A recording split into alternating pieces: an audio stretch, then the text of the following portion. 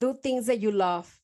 If you enjoy painting, if you enjoy going in a walk in nature, having these little moments reminding you that it's good for you.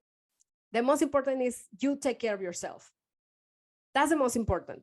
You are first in your priority list. You should be first. You must be first.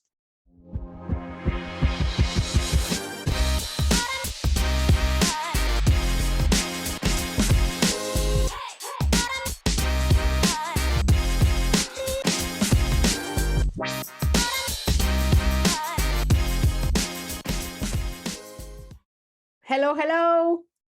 Welcome to another episode of Life and Business, a podcast where we talk about money, family, kids, life, and business, and how all these ingredients mix together in a perfect recipe on a daily basis.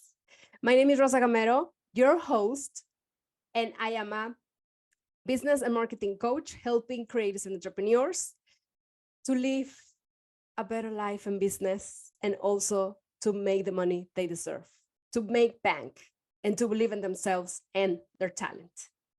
Today's episode is recouping when you are burned out. But first, what is to be burned out?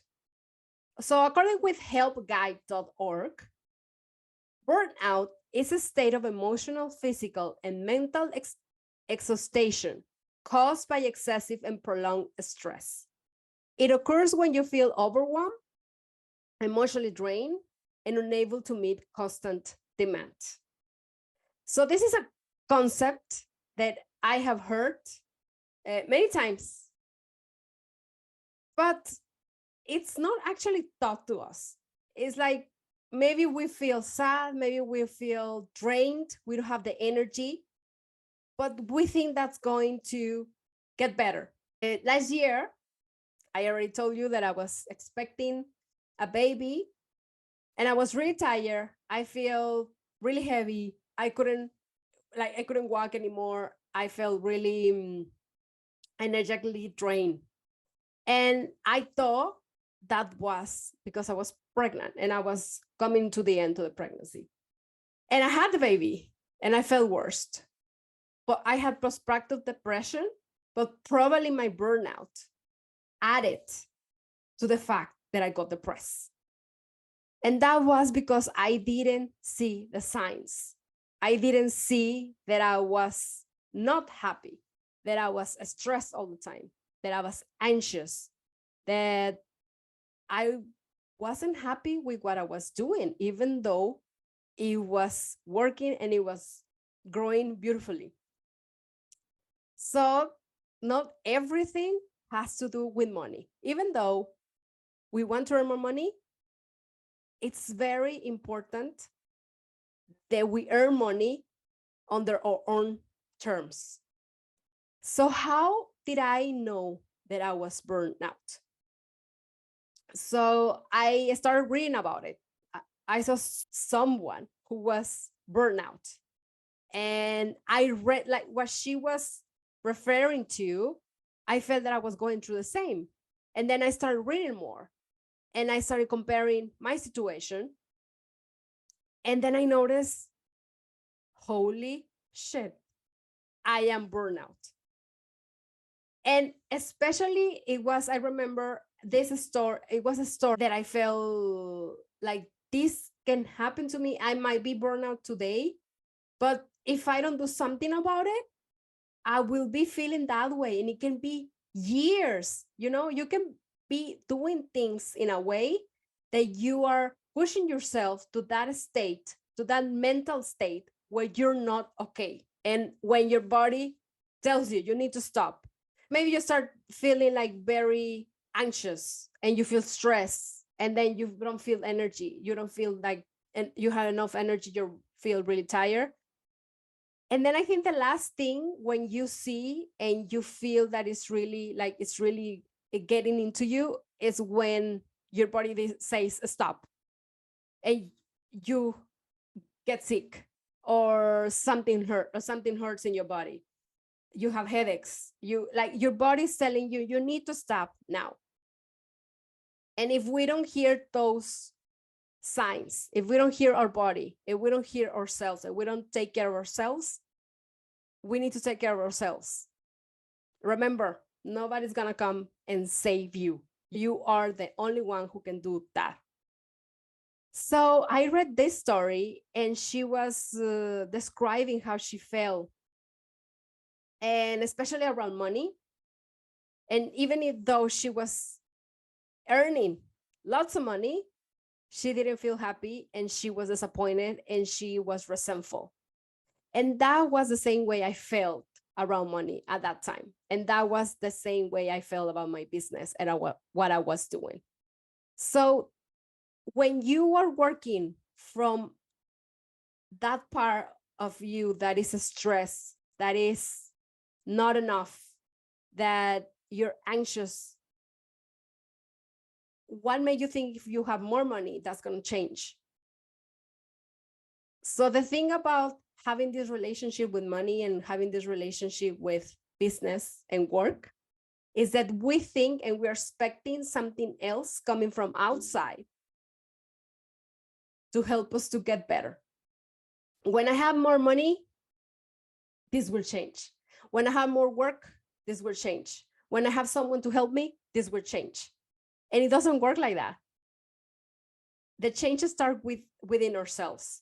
The changes start from inside, and noticing those things, and hearing your body, listening to your body. What is my body saying? What is my heart saying? We always are thinking with the head. We try to be really rational, and we try to make sense of whatever means. And then we have this list, pros and cons. But then we forget to listen to our body, to listen to our heart. Do we really want? What we really want comes from the heart. That doesn't come from the mind. The mind sometimes is just blurry. Even if it doesn't make sense what the heart is telling you, then you try to make sense of it. And then that's why you take wrong decisions. Like being burnout and keep doing what you're doing because you think it's gonna get better. I felt like nothing was working in my favor. I was pleasing other people. I was working for other people. I was earning money to give to somebody else. That didn't make sense to me. So I stepped back, and actually pregnancy and having a baby and being on maternity leave gave me that space for me to think about it, for me to say, okay, what do I really want in life? What is that thing that I need to do? And I work on my mindset. That's really important. And this episode is about that. How do you recoup from burnout? What do you need to do? This is speaking from my experience. I am not a therapist. I am not a psychologist. I am not a health professional, but I am talking from my experience and what helped me. So what helped me was to take a step back, and it wasn't conscious. That was unconsciously. I took that step unconsciously because I had a baby. I went on maternity leave. I needed to take care of a person, like a little person. So that gave me a space to think about it and to take responsibility. So what is going on? I feel this way. Why? Then I started reading about it. And then this is happening to me. And then after that, I work in my mindset. Even though I was in a very dark place, even though I was depressed, and when you are in that place, when you are in a dark place, when you feel nothing is working and you don't want to do anything anyway, it's like, I don't want to do anything. I just want to sleep. That's the way I felt. And I went back to bed. It's like I didn't worry about anything else. I was like in that dark place. But what helped me was to push myself out of it, do things that I really like, meditate. And what really, really helped me was to journal, to write the feelings, the thoughts. what was going on during that dark period and how did I feel. That helped me. Yes, I talk a lot about affirmations. If you haven't heard this episode about affirmations, I have one in season 1 where you can actually listen to those affirmations. You can have your own, but affirmations have helped me a lot, especially this year, just to have reminders that how awesome I am. And actually I have well, it's over there, but I have a calendar that actually my husband gave me with affirmations. So I have an affirmation for each day of a year where I can repeat that affirmation every day. And it just reading it just makes you feel better. So that helped me a lot. Another step is release what is no longer serving you. Yes, you're doing the healing, you're working on your mindset, and it's time to get free of that is no longer serving you. That thing that is not not good for you, and you know that it's not for you, but sometimes we keep being there. So either it can be business, family members, relationships, people that don't longer think the same as you, or you don't feel connected to them. It is okay to release them. It is okay not to hang out with them. It is okay to do your own thing. Release it in a way energetically, with the energy and telling yourself it's okay. I don't longer need this. So I think from all these steps, releasing is the most difficult part, but it is worth it, because in the end, you are taking care of yourself first. You are first than everything else.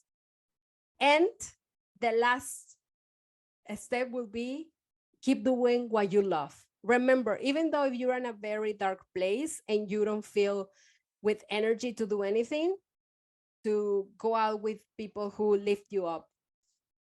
Do things that you love. If you enjoy painting, if you enjoy going in a walk in nature, having these little moments reminding you that it's good for you. What really helped me is to travel. So we went to Mexico. We spent 5 weeks there. So if you love traveling and you have the opportunity to do it, and you just traveling, changes routine, breathing new air, that will give you an opportunity to see from outside, step back, and do all these steps that I already share with you. The most important is you take care of yourself. That's the most important. You are first in your priority list. You should be first. You must be first.